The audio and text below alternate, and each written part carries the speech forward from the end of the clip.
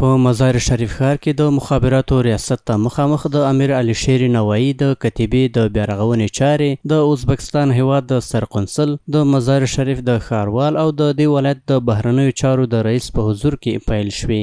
د دې کتیبې د عملي کار د پیل په مراسمو کې د مزار شریف ښاروال وویل چې دغه کتیبه به په نوې بڼه د دې ښار د اوسیدونکو په مالي ملاتړ د 1,500,000 افغانیو په لګښت جوړه شي.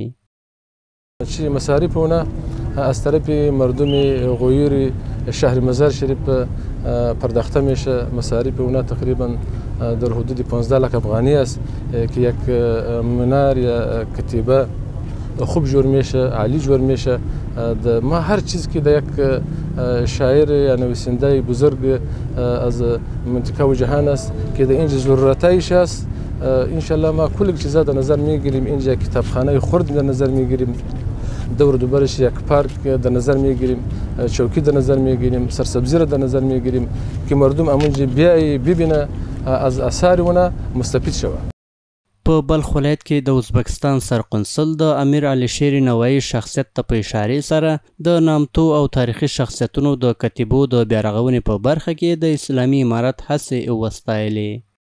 و امروز ما شاهد هستیم که امارات اسلامی یک توجه خاصی دارد به بزرگان و انشالله امیدوار هستیم که این یادگار یعنی کتیبه مناسب به شخص والای امیر علی شیر نوایی انشالله دوباره جور میشه.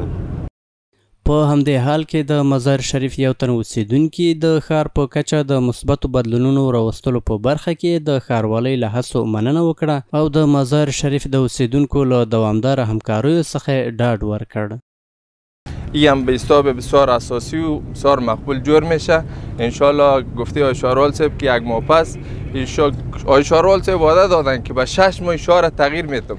شما مشاهده کنین که شهر تغییر خورده، بسیار تغییر خورده، خصوصا منطقه شهروالی اینجا بسیار تغییرات آمده، بسیار خوب شده.